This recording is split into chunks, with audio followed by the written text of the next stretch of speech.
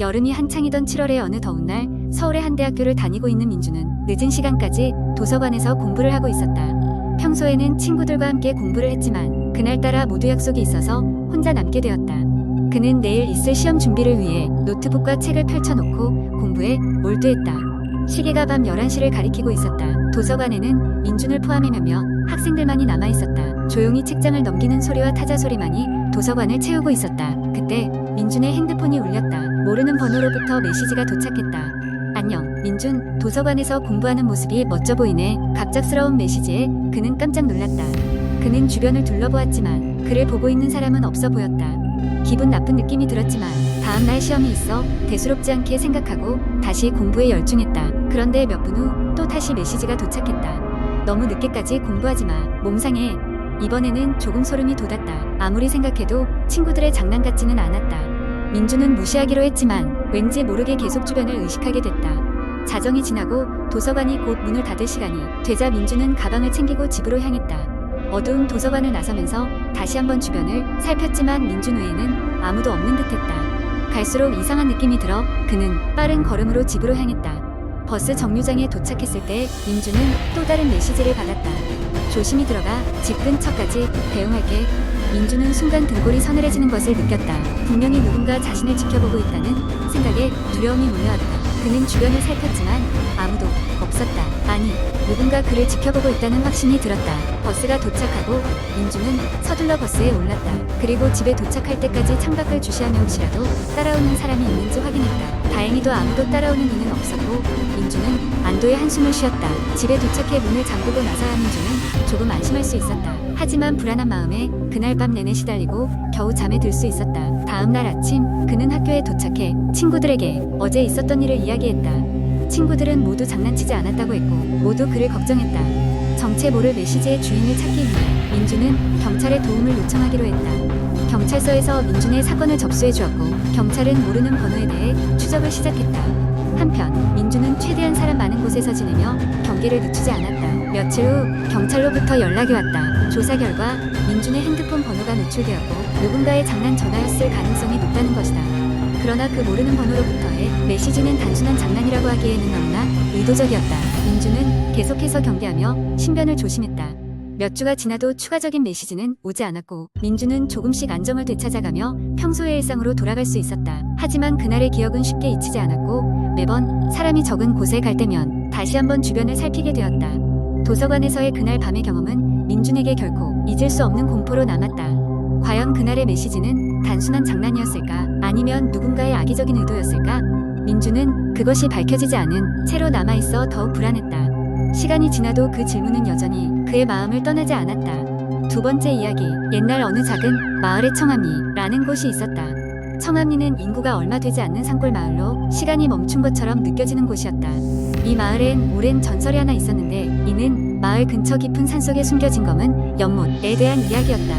마을 사람들은 그 연못의 존재를 부정하거나 무시했지만 한편으론 누구나 그 연못에 대해 은근히 두려움을 가지고 있었다. 어느 날 도시에서 대학을 다니고 있는 한 청년 민수가 방학을 맞아 외할머니 댁인 청암리에 방문하게 되었다. 민수는 평소 도시 생활에 지쳐 있었고 잠시라도 한적한 곳에서 머물며 재충전하고 싶었다. 할머니는 민수를 반갑게 맞아주며 마을의 여러 가지 이야기들을 들려주었다. 그러던 중 할머니는 조심스럽게 검은 연못에 대한 이야기를 꺼냈다. 민수야, 저 산 쪽으로는 가지 말거라. 그곳에는 검은 연못이라 불리는 무시무시한 곳이 있단다.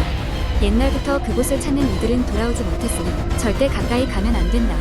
민수는 할머니의 말을 반신반의하며 흘려들었다. 도시에서 자란 그에게는 그저 허황된 옛날 이야기처럼 들릴 뿐이었다. 하지만 한편으로는 묘한 호기심이 들어 다음 날 오전 민수는 산을 향해 홀로 걷기 시작했다. 산길은 생각보다 깊고 험난했지만 민수는 포기하지 않고 계속 걸어갔다. 한참을 걷자 점점 주위가 어두워지고 뭔가 수 없는 눅눅한 기운이 감돌았다.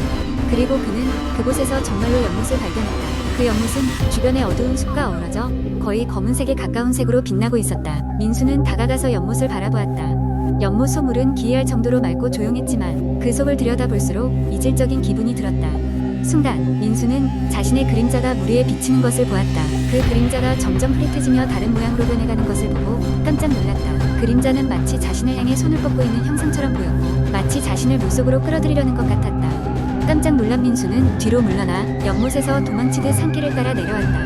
하지만 왔던 길이 더 이상 보이지 않았고 산속에서 길을 잃고 말았다. 주위는 점점 어두워지고 기온도 떨어지기 시작했다. 민수는 휴대전화의 불빛에 의존해 길을 찾으려 했으나 신호도 잡히지 않았고 충전도 얼마 남지 않았다. 어둠 속에서 불안과 공포가 스며들 무렵 민수는 멀리서 들려오는 희미한 발소리를 들었다. 도움을 청하기 위해 소리나는 쪽으로 향했지만 그 발소리는 점점 가까워지더니 민수가 온 방향과 반대쪽으로 사라지곤 했다. 발소리를 쫓는 동안 민수는 다시 그 검은 연못 근처로 돌아오게 되었다. 이번에는 연못 가장자리에 이상한 글귀가 새겨진 돌이 보였다. 그 글귀는 한 번 본 것을 되돌릴 수 없다라는 뜻을 가지고 있었다. 민수는 그제야 모든 것이 이상하다는 것을 깨닫고 더 이상 머물러서는 안 된다는 것을 직감적으로 느꼈다. 정신없이 산속을 헤매던 중 그는 마침내 마을 입구에 다다를 수 있었다. 그 이후로 민수는 그날 겪었던 일들에 대해 아무에게도 말하지 않았다. 그저 외할머니에게 간신히 돌아왔다고만 전했을 뿐이었다. 하지만 그 이후로도 가끔씩 꿈속에서 검은 연못에 대해 환영 같은 것을 보곤 했다.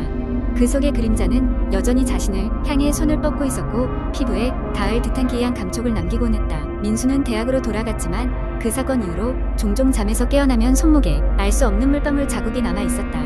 그는 그 연못이 존재하는 이유와 그 안에 감춰진 것이 무엇인지는 궁금했지만 결코 다시 청암리로 돌아가지는 않았다. 그리고 세월이 지나 민수는 이제 자신의 가족에게만 그때의 이야기를 가끔 들려주곤 한다. 그 검은 연못은 단순한 장소가 아니라 무엇인가를 갈망하고 있는 존재 그 자체일지도 모른다고. 세 번째 이야기. 어느 조용한 시골 마을에 살고 있던 한 대학생 민수는 방학을 맞아 고향집에 내려가게 되었다.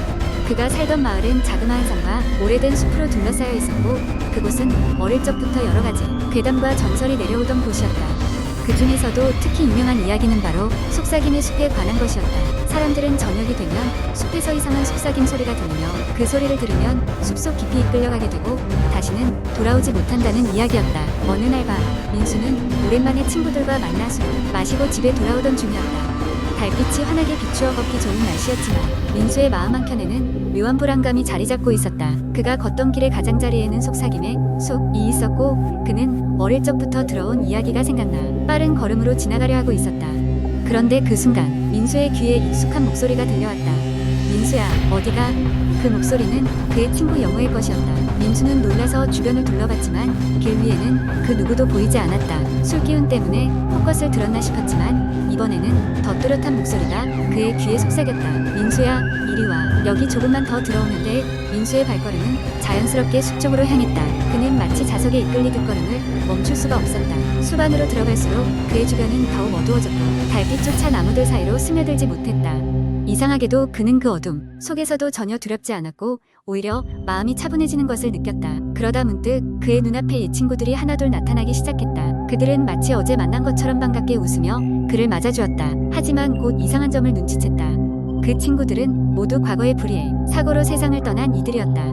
민수는 자신이 어떤 끔찍한 위험에 처해 있음을 깨달았지만 이미 너무 깊이 들어간 후였다. 그는 필사적으로 숲을 벗어나려 했지만 발이 땅에 묶인 것처럼 움직이지 않았다. 그때부터 주위의 목소리는 점점 더 커지고 혼란스러워지며 어디선가 불어오는 차가운 바람이 그의 몸을 휘감았다. 그 순간 민수는 모든 것을 체념하려는 마음이 들었다. 하지만 그때 멀리서 희미하게 그의 이름을 부르는 소리가 들려왔다. 이번에는 정말로 그의 어머니의 목소리였다. 그제서야 민수는 정신을 차리고 필사적으로 숲 밖으로 내달렸다. 그는 나무에 걸려 넘어지고 가지에 찢기면서도 계속해서 앞으로 나아갔다. 다행히도 그는 무사히 숲을 빠져나올 수 있었다. 민수가 숲 밖으로 나왔을 때 그야 부모님이 마을 사람들과 함께 그를 찾고 있었다. 민수는 그들에게 달려가 안겼고 부모님은 그를 꽉 안아주며 안도했다. 그는 밤새도록 이어진 수색과 걱정의 원인이었다는 걸 알게 되었다. 그날 이후로 민수는 다시는 그 숲 근처에 가지 않았고 마을 사람들 역시 그 이야기를 더욱 경계하며 아이들을 주의시켰다. 민수가 숲에서 겪은 일은 무엇이었을까? 그는 그것이 단순한 환상이었기를 바라면서도 여전히 그날 밤의 기억은 지워지지 않았다. 그리고 그 숲은 여전히 저녁이 되면 음산한 속삭임으로 사람들을 유혹하고 있는지도 모른다.